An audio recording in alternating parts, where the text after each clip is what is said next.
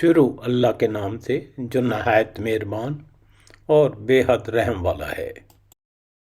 یقیناً ہم نے اپنے پیغمبروں کو کھلی دلیلیں دے کر بھیجا اور ان کے ساتھ کتاب اور میزان نازل فرمایا تاکہ لوگ عدل پر قائم رہیں، اور ہم نے لوہے کو اتارا جس میں سخت ہیبت و قوت ہے، اور لوگوں کے لیے بھی اور بہت سے فائدے ہیں، اور اس لیے بھی کہ اللہ جان لے کہ اس کی اور اس کے رسولوں کی مدد بے دیکھے کون کرتا ہے۔ بے شک اللہ قوت والا اور زبردست ہے۔ بے شک ہم نے نوح اور ابراہیم علیہ السلام کو پیغمبر بنا کر بھیجا، اور ہم نے ان دونوں کی اولادوں میں بھی پیغمبری و کتاب جاری رکھی، تو ان میں سے کچھ تو راہ یافتہ ہوئے اور ان میں سے اکثر بہت نافرمان رہے۔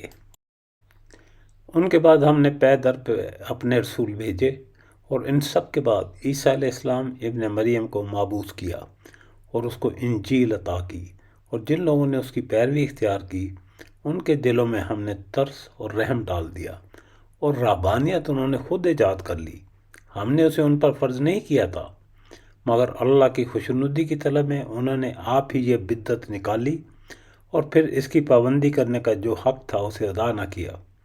ان میں سے جو لوگ ایمان لائے ہوئے تھے ان کا اجر ہم نے ان کو عطا کیا، مگر ان میں سے اکثر لوگ فاسق تھے۔ اے لوگو جو ایمان لائے ہو، اللہ سے ڈرو اور اس کے رسول صلی اللہ علیہ وسلم پر ایمان لاؤ۔ اللہ تمہیں اپنی رحمت کا دوہرا حصہ عطا فرمائے گا، تمہیں وہ نور بخشے گا جس کی روشنی میں تم چلو گے، اور تمہارے قصور معاف کر دے گا۔ اللہ بڑا معاف کرنے والا، بڑا مہربان ہے۔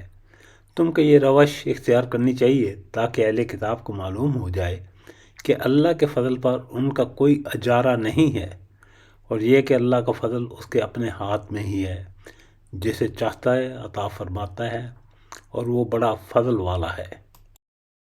بسم اللہ اول و آخر، شکر الحمدللہ رب العالمین۔